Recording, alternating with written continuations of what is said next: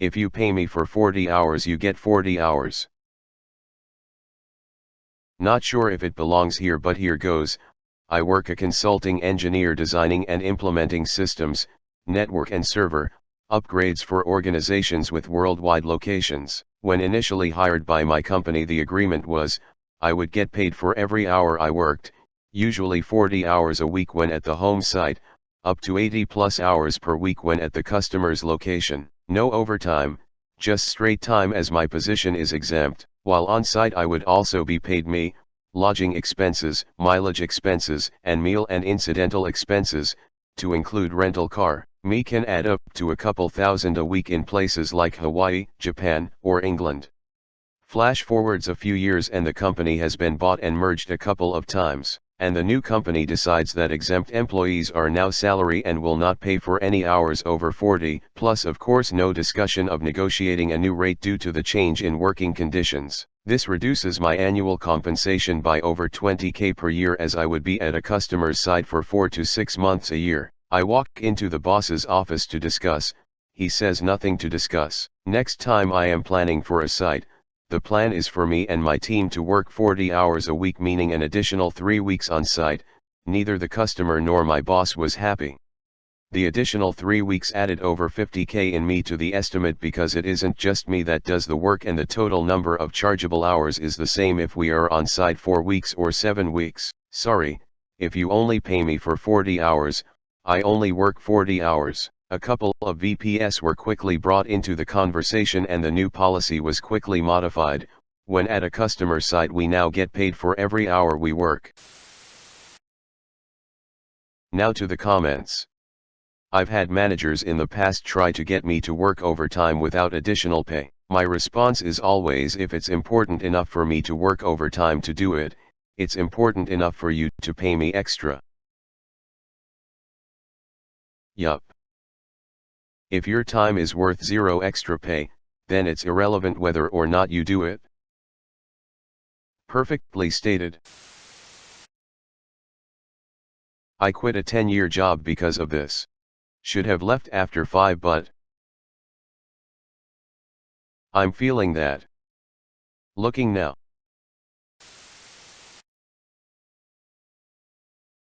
Good for you.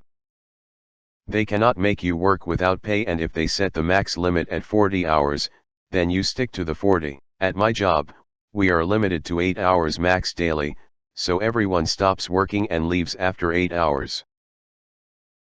OP replied. In the US, if you are annual salary and an exempt employee, they can request you work as many hours they want. The key word is request.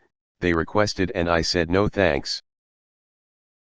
Reminder that you should never take the legal advice of your opponent. A lot of people are mislabeled as exempt when they are not, and take the word of their employer. Please others look up if you should be exempt or not.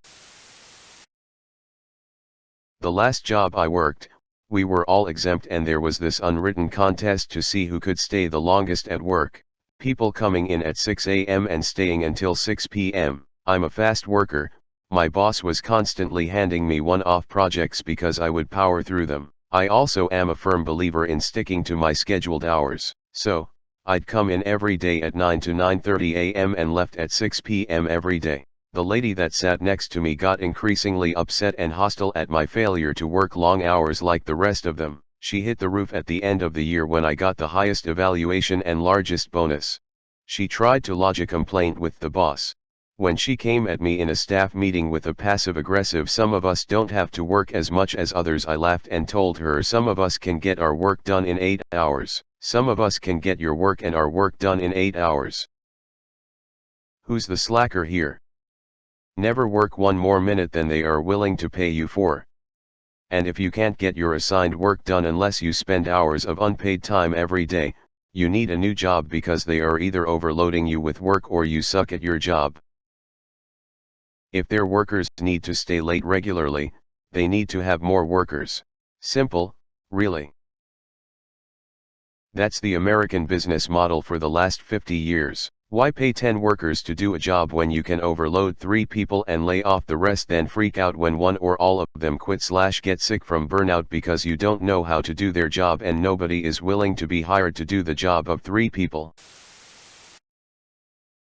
My first salary job, I was working like 60 hours a week and my boss tried to have me cover the job of a woman who went on maternity leave for 3 months. I said sure, but I'll need her salary too because I'm already working a ton of hours and picking up more would just crush what I actually make per hour. He got pissed and said, well, it's not much more work, I'll just move you to hourly and off of salary. Like it was a punishment to take away my salaried position and move me back in with the hourly people. Well, it turns out HR just went and gave me my hourly rate based on my previous salary divided by 40 hours a week I was supposed to be working. And then I got time and a half for all hours I was working over 40. I literally got a 100% pay increase just to cover the 60 hours I was already working, plus all the additional time and a half I wanted while my coworker was on maternity leave. She ended up being out for 3 months and then part-time for another 6 lol. To be fair, the boss, who was the owner, came back like 6 months later and apologized and said he didn't realize how many hours I was putting in and what he was asking me to do. He hadn't realized I was taking on additional duties assigned by a manager, his daughter, and thought I only had like a 20-hour workload. He also cut my workload, and offered me a new higher hourly rate or a higher salaried rate and said I could take what worked better for me. Ended up being a good boss. Just one that could go off the handle and make some dumb decisions lol. At my first job as a computer programmer, I had an incident where someone from a different department complained to my supervisor because I left before she did. I clocked out at the same time I always did. The issue was I had to walk past this department to the time clock. Her complaint was that her department still had work to do and it wasn't fair that I got to leave on time, even though my work was done for the day. I told my supervisor that's too bad, but if my work is done, I'll be leaving. Even though I was hourly, I did not care at all to spend any more time at work even if I was paid for it, so when my shift ended, I left for the day.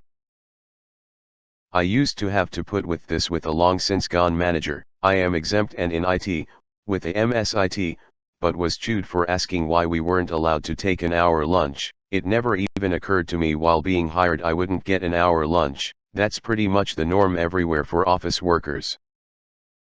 Nope. The manufacturing hourly people will see you and be jealous, and that will cause all kinds of problems. That place was constantly run with all rules written for the lowest common denominator, so, you bet your ass I left at exactly 4:30 every day. If I can't be trusted with an hour for lunch, there's no way I'm staying late and not getting paid for it. Had a supervisor not long ago that tried to make overtime mandatory even though the contract stated all overtime was on a volunteer basis only. I had worked every several hours of OT and weekends for many weeks/months before I started to feel burnt out, so I stopped coming in on the weekends. As did many of my coworkers.